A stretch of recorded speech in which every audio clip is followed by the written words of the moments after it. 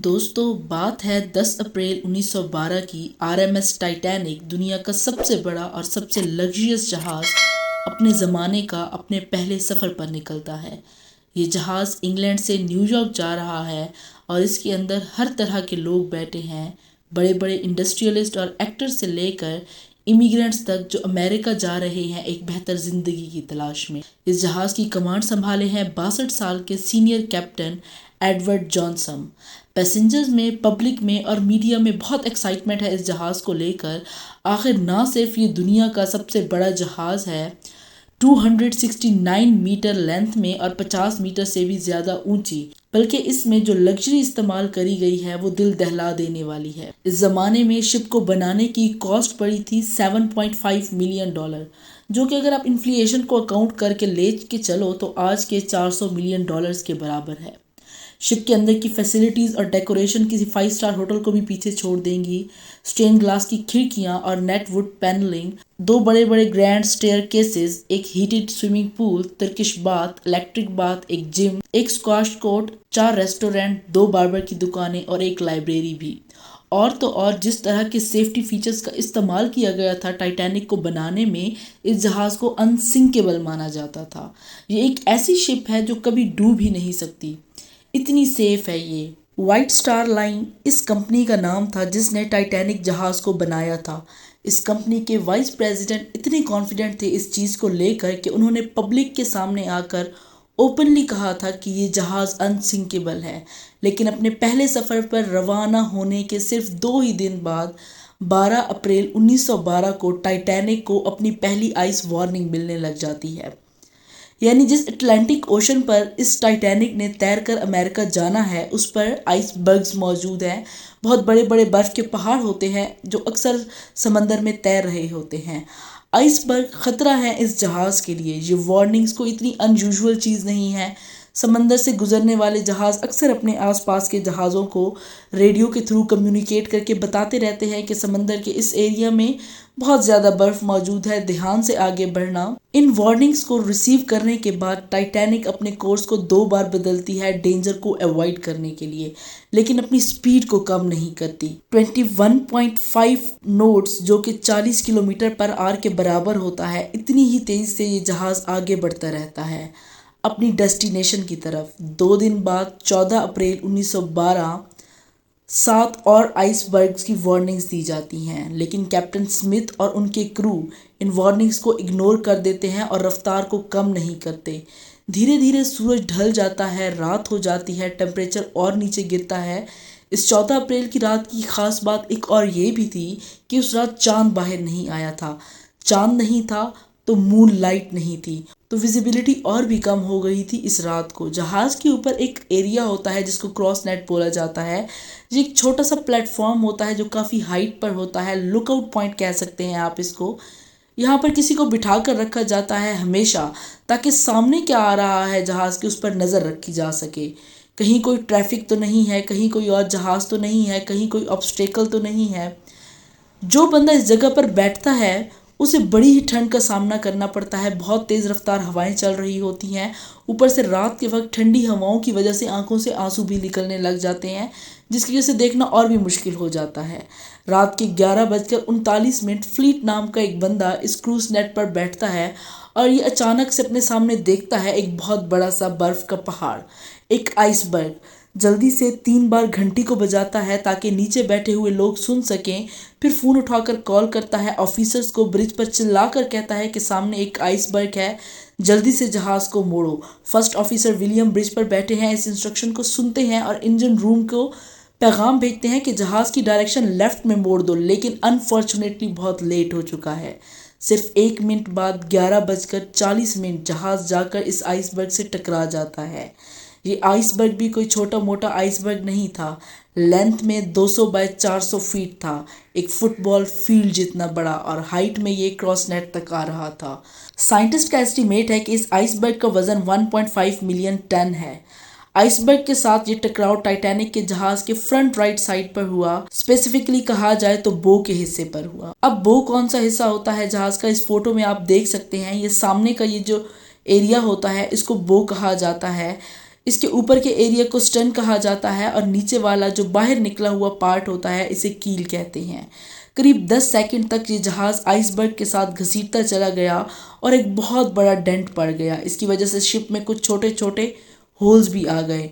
आप शायद सोचोगे कि ये कैसे हो सकता है कि एक बर्फ़ का टुकड़ा एक मेटल को कैसे काट सकता है। हाँ, अगर आप फ्रिज में रखी हुई बर्फ़ का इस्तेमाल करोगे तो वो कभी भी मेटल को नहीं काटेगी, लेकिन ये भी तो ध्यान रखिए कि एक बर्फ़ का पहाड़ जिसका खुद का वज़न कितना है, अब कहने के लिए तो लकड़ी भी मेटल को नहीं काट सकती, लेकिन फिर भी जब आपकी मेटल की बनी हुई गाड़ी जाकर किसी भी पेड़ से टकराती है तो पूरी तरह चकनाचूर हो जाती है। सिमिलरली इसी तरह आइसबर्ग का वज़न इतना था, वो इतना बड़ा था कि उसने अपने साथ से लगने वाले इस जहाज़ को बुरी तरीके से चोट पहुंचाई थी। कोलिजन के कुछ ही सेकंड बाद कैप्टन स्मिथ और शिप के आर्किटेक्ट थॉमस फौरन पहुंचते हैं देखने के लिए कि इस जहाज़ को कितनी चोट पहुंची है। जब वो जाकर देखते हैं तो वो रियलाइज़ करते हैं कि ये जहाज़ तो डूब जाएगा। वो शॉक हो जाते हैं, कम्प्लीटली शॉक हो जाते हैं। इस चीज़ को देखकर उन्हें लगता था कि ये जहाज़ तो अनसिंकेबल है, कभी डूब ही नहीं सकता। वीडियो के शुरू में मैंने बताया था कि इस जहाज़ को अनसिंकेबल माना जाता था। इस जहाज़ के अंदर सेफ्टी फीचर्स कमाल के थे। दो मेन सेफ्टी फीचर्स थे जिसकी वजह से ऐसा माना जाता था। पहला, इस जहाज़ के अंदर एक डबल बॉटम हल था। हल वो एरिया होता है जहाज़ का जो मेन बॉडी को कहा जाता है। डबल बॉटम हल का मतलब है दो लेयर्स लगी हुई थी यहाँ पर, अगर नीचे की एक लेयर टूट भी गई तो दूसरी बचा लेगी। और दूसरा, जो पूरी बॉडी का हल था उसको 16 अलग अलग वाटर टाइट कंपार्टमेंट्स में डिवाइड किया गया था। 16 में से 4 कंपार्टमेंट्स भी अगर पानी से भर गए तो भी जहाज़ तैरते रहेगा, जहाज़ को कोई फ़र्क नहीं पड़ेगा। लेकिन आइसबर्ग से ये जो इम्पैक्ट हुआ था ये एक्चुअली में शिप की साइड में हुआ था, तो जो डबल बॉटम हल था वो तो किसी काम का ही नहीं रहा। साइड में तो सिंगल लेयर ही लगी थी और दूसरा ये इम्पैक्ट इतना ज़्यादा था, इतना बड़ा था कि 16 में से 6 कंपार्टमेंट्स ऑलरेडी भर चुके थे। लिमिट 4 की थी, मगर 6 कंपार्टमेंट्स का पानी से भर जाने का मतलब था कि जहाज़ डूब जाएगा, इस जहाज़ को अब कोई नहीं बचा सकता। ये अनसिंकेबल जहाज़ भी अब डूब जाएगा। टकराव के करीब 20 मिनट बाद रात के 12 बजे कैप्टन स्मिथ ऑर्डर करते हैं अपने क्रू मेंबर्स को कि एक कॉल भेजो रेडियो पर कि जो आसपास के जहाज़ होंगे वो शायद से हमारे सिग्नल्स को पकड़ लें और हमें बचाने आ जाएं। Senior radio operator Jack Phillips हमारी कहानी के हीरो निकलते हैं। वो लगातार एक के बाद एक डिस्ट्रिक्ट सिग्नल्स भेजते रहते हैं, कोई रिस्पांस नहीं आता और भेजते हैं, फिर रिस्पांस नहीं आता और भेजते हैं कि कोई तो जहाज़ होगा हमारे आसपास जो सुन ले हमारे इन सिग्नल्स को। 20 मिनट बाद 12:20 पर आरएमएस कार्पेथिया, एक जहाज़ जो टाइटैनिक के पास मौजूद था, वो इस सिग्नल को पकड़ लेता है। रेडियो पर टाइटैनिक के ऑपरेटर से बात करता है और कहता है कि चलो जहाज़ को मोड़ा जाए और हम बचाएंगे इस टाइटैनिक को। मगर मसला ये था कि ये जहाज़ पास था लेकिन फिर भी 107 किलोमीटर दूर था। अगर ये अपनी टॉप स्पीड पर भी चलकर टाइटैनिक की तरफ जाएगा तो टाइटैनिक तक पहुंचने में इसको 3.5 घंटे का वक्त लग जाएगा। 3.5 घंटे में क्या टाइटैनिक का जहाज़ बचा रह सकता है? बाकी क्रू मेंबर्स और पैसेंजर रॉकेट्स चलाते हैं हवा में इस उम्मीद से कि कोई आसपास मौजूद शिप होगी तो वो ध्यान दे देगी हमारी तरफ, लेकिन अनफॉर्चुनेटली कहीं से कोई भी रिस्पांस नहीं आता सिवाय आरएमएस कार्पेथिया के। इस बीच कैप्टन ऑर्डर दे देते हैं कि पैसेंजर्स को अब इवैक्यूएट किया जाए। शिप में मौजूद लाइफ बोट्स का इस्तेमाल करके प्रोटोकॉल के अनुसार औरतों और बच्चों को पहले प्रायोरिटी मिलेगी लाइफ बोट्स में जाने की।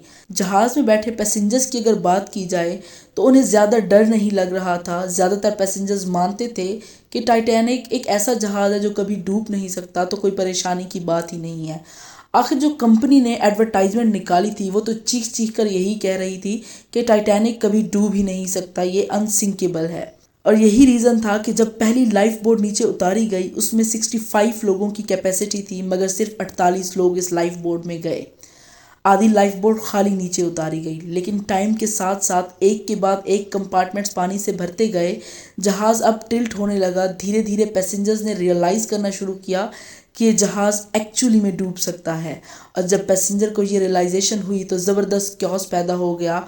लोग पैनिक हो गए, इधर उधर भीड़ में भागने लगे। 1 बजे तक पानी इतना ज़्यादा भर चुका था जहाज़ के आगे वाले कंपार्टमेंट्स में कि जो आगे वाला हिस्सा था जहाज़ का वो पानी में डूबने लगा और जहाज़ टिल्ट हो गया। जिसकी वजह से टाइटैनिक का पिछला हिस्सा पानी से बाहर आ गया। जो प्रोपेलर्स थे वो पानी के बाहर आ गए। जब जहाज का टिल्ट इतना ज्यादा हुआ तो पूरी तरीके से हड़बड़ी मच गई। लोग एक दूसरे के साथ लड़ने लगे लाइफ बोट्स में बैठने के लिए। प्रॉब्लम एक और भी थी कि जहाज पर सिर्फ 20 लाइफ बोट्स मौजूद थी, जिस पर अप्रॉक्सीमेटली सिर्फ 1200 लोग आ सकते थे और जहाज में 2200 के करीब लोग थे। पानी में उतारी गई लाइफ बोट्स के बाद भी जहाज में 1500 लोग मौजूद थे। कुछ लोगों ने कोशिश करी लाइफ बोट्स में अपनी जगह छीनने की, लेकिन कुछ लोगों ने इसे अपनी किस्मत मान लिया और जहाज में ही रुके रहे। करीब 2:20 पर जहाज 2 टुकड़ों में टूट गया और फिर धीरे धीरे पानी के अंदर डूब गया। 3 घंटे भी नहीं लगे थे इस कभी ना डूबने वाले जहाज को पूरी तरह पानी में डूबने में। जहाज में से कुछ लोगों ने अपने आप को बचाने के लिए पानी में छलांग लगा दी, लेकिन वो लोग भी ज़्यादा देर जिंदा ना रह सके क्योंकि पानी का टेम्परेचर था -2 डिग्री सेल्सियस। इस टेम्परेचर में अगर आप पानी में कूदोगे तो कुछ ही मिनटों में आपकी मौत हो जाएगी ठंड की वजह से। टाइटैनिक जहाज के कैप्टन एडवर्ड स्मिथ कहा जाता है कि एंड टाइम तक अपने व्हील पर बने रहे थे और जहाज के साथ ही डूब गए थे, मगर कुछ लोगों का कहना है कि उन्होंने खुदकुशी कर ली थी अपने आप को गोली मारकर। आरएमएस कारपेथिया जहाज जो टाइटैनिक के लोगों को बचाने निकला था वो इस लोकेशन पर पहुंचता है करीब 3:30-4 बजे के बीच, करीब 1 घंटे लेट उन लोगों को बचाने के लिए जो जहाज पर मौजूद थे। लेकिन जो लाइफ बोट्स में लोग निकल गए थे, जहाज से करीब 705 लोग थे, उन्हें ये जहाज बचा लेता है। इस इतने बड़े डिज़ास्टर के बाद बहुत से सवाल उठे, बहुत सी कंट्रोवर्सीज की गई, बहुत सी इन्वेस्टिगेशंस कराई गई और कुछ ऐसी अनजान बातें सामने आई जिसको लेकर सब लोग शॉक रह गए। कैसा लगेगा दोस्तों अगर मैं कहूँ कि उस रात एक और जहाज़ मौजूद था टाइटैनिक से सिर्फ 37 किलोमीटर दूर, जो टाइम पर पहुंच सकता था और टाइटैनिक में बैठे पैसेंजर्स को बचा सकता था। ये बात सच है। उस जहाज का नाम था SS कैलिफोर्नियन। टाइटैनिक के आइसबर्ग से टकराने से सिर्फ 1 घंटे पहले आखिरी मैसेज जो आइस वार्निंग का आया था वो SS कैलिफोर्निया की तरफ से ही आया था। उन्होंने मैसेज भेजा था कि ध्यान रखना, इस समंदर में बहुत बड़े बड़े आइसबर्ग हैं। इसके बाद करीब 11:15 पर रात के कैलिफोर्नियन जहाज में जो रेडियो ऑपरेटर था उसने अपना रेडियो ऑफ कर दिया था। कैलिफोर्नियन जहाज रात के लिए रुक गया था। वो समंदर में आगे नहीं चलना चाह रहा था। खतरे को देखते हुए, खतरे को समझते हुए जहाज को रात के लिए रोक रखा था। रेडियो टर्न ऑफ था और यही रीज़न था कि जो सिग्नल्स टाइटैनिक ने भेजे थे वो उस तक पहुंच नहीं सके थे। जो पैसेंजर डिग्री पर मौजूद थे टाइटैनिक में, वो कैलिफोर्नियन जहाज़ को देख सकते थे और जब टाइटैनिक पर मौजूद ऑफिसर्स पैसेंजर्स को लाइफ बोट्स में बिठाने लग रहे थे तब भी वो कह रहे थे कि दूर देखकर कि वो देखो सामने एक जहाज़ है, वो जल्द ही हमें बचाने पहुंच जाएंगे, तो कोई ज़्यादा फिक्र करने की बात नहीं। लेकिन ये कैलिफोर्नियन जहाज़ तब भी नहीं पहुंचा जब रॉकेट उड़ाए गए और फ्लेयर्स फेंके गए। रात के करीब 12 बजे के बाद रिपोर्ट किया जाता है कि कैलिफोर्नियन जहाज़ के जो क्रू मेंबर्स मौजूद थे उन्होंने एक्चुअली में रॉकेट्स को देखा था। उन्होंने अपने कैप्टन लॉर्ड से कहा था, इन्फॉर्म किया था, लेकिन उनके कैप्टन लॉर्ड ने कहा था कि ये कोई डिस्ट्रेस सिग्नल नहीं है, टाइटैनिक पर अमीर लोग जाते हैं, वो लोग पार्टी कर रहे होंगे। अगर उस रात कैलिफोर्नियन जहाज़ के कैप्टन लॉर्ड इन रॉकेट्स और इन फ्लीट्स को सीरियसली ले लेते तो न जाने कितने लोगों की जान बच सकती थी। अगले दिन सुबह जब वो अपना रेडियो ऑन करते हैं तब उन्हें SOS कॉल्स मिलती हैं टाइटैनिक की तरफ से, लेकिन जब वो वहां पर पहुंचते हैं तो बहुत देर हो चुकी होती है। उन्हें सिर्फ डेड बॉडीज पानी पर फ्लोट करती हुई दिखती हैं। दोनों इंक्वायरीज जो की गई थी इस इन्वेस्टिगेशन में वो कैलिफोर्नियन की कैप्टन लॉर्ड को ब्लेम करती हैं इतने बड़े डिज़ास्टर के पीछे, मगर इतने बड़े डिज़ास्टर के लिए सिर्फ एक आदमी को ब्लेम नहीं किया जा सकता, और भी लोगों की गलतियां थी। लाइफ बोट्स वाला, जैसे मैंने बताया था कि सफिशिएंट लाइफ बोट्स नहीं रखी गई थी क्योंकि जिस कंपनी ने इस जहाज़ को बनाया था उन्हें लग रहा था कि ये जहाज़ तो कभी डूब ही नहीं सकता, तो यहाँ पर लाइफ बोट्स की तो ज़रूरत ही नहीं है। इसके अलावा दूसरी चीज़, टाइटैनिक के जो कैप्टन थे उन्होंने सेफ्टी ड्रिल्स कंडक्ट नहीं करवाई थी। जिस दिन एक्चुअली में ये जहाज़ आइसबर्ग से टकराया था उस दिन सेफ्टी ड्रिल्स होनी थी, लेकिन कैप्टन ने वो कैंसिल कर दी, ये सोच कर कि इस जहाज़ को क्या ज़रूरत है कि ये तो कभी डूब ही नहीं सकता। अगली बड़ी गलती थी स्टीयरिंग व्हील पर मौजूद रॉबर्ट हिचिकर की। उस रात जब ऊपर से मैसेज आया था कि सामने एक आइसबर्ग है, ऑफिसर ने उनको मैसेज भेजा था कि लेफ्ट में जहाज़ को मोड़ो, तो उन्होंने पैनिक में आकर मैसेज को मिसअंडरस्टैंड कर लिया और जहाज को लेफ्ट में मोड़ने के बजाय राइट की डायरेक्शन में मोड़ दिया। उल्टी डायरेक्शन थी ये आइसबर्ग के और करीब ले जा रही थी। जब तक उन्होंने अपनी गलती रियलाइज करी तब तक बहुत लेट हो चुका था। ब्रिटिश इंक्वायरी ने यह भी पता लगाया कि टाइटैनिक को इतनी सारी वार्निंग्स दी गई कि आइसबर्ग है इस जगह पर, आराम से चलो, ध्यान रख कर चलो, लेकिन फिर भी ये क्यों इतनी स्पीड में आगे बढ़ रहा था? ऐसा क्यों था? क्यों कैप्टन ने यहाँ पर स्पीड को कम नहीं किया जब इतनी ज़्यादा वार्निंग्स मिल रही थी? इस पर कई थेरीज बताई जाती हैं। एक पॉपुलर थेरी सजेस्ट करती है कि जोसेफ ब्रोस, जो कि चेयरमैन और मैनेजिंग डायरेक्टर थे व्हाइट स्टार लाइन के, इस कंपनी ने टाइटैनिक को बनाया था, उन्होंने कैप्टन स्मिथ को इन्फ्लुएंस किया था कि शिप की रफ्तार कम नहीं होनी चाहिए, प्रेशर बनाए रखना। कंपनी की तरफ से यहाँ पर ज़बरदस्त प्रेशर था कि जहाज़ को अपनी पहली जर्नी को सिर्फ 6 दिन में कंप्लीट करना है ताकि एक रिकॉर्ड टूट सके, हम ये दिखा सकें कि ये जहाज़ टाइटैनिक ना सिर्फ सबसे महंगा, सबसे बड़ा, बल्कि सबसे तेज़ जहाज़ भी है। 14 अप्रैल को दोपहर के 2 बजे जब कैप्टन को आइसबर्ग की वार्निंग्स मिली थी, उन्होंने जाकर जोसेफ को दिखाया था और उन्होंने इस वार्निंग की देखने के बाद भी स्पीड को कम नहीं किया था और जोसेफ ने इस पेपर को अपनी पॉकेट में रख लिया था ताकि क्रू मेंबर्स को पता ना चले। आप क्या कहते हैं दोस्तों कि टाइटैनिक इतना बड़ा जहाज़ अपने दौर का, उसके डूबने की मेन वजह क्या हो सकती है? मेरे नज़दीक ये गलती थी व्हाइट स्टार लाइन कंपनी की कि उन्होंने इनसफिशिएंट बोट्स को क्यों रखा। दूसरी गलती थी कैप्टन स्मिथ की कि वार्निंग्स मिलने के बावजूद भी वो क्यों इतनी तेज़ स्पीड में जा रहे थे। मुझे कमेंट करके ज़रूर बताइएगा कि आप इस बारे में क्या कहते हैं।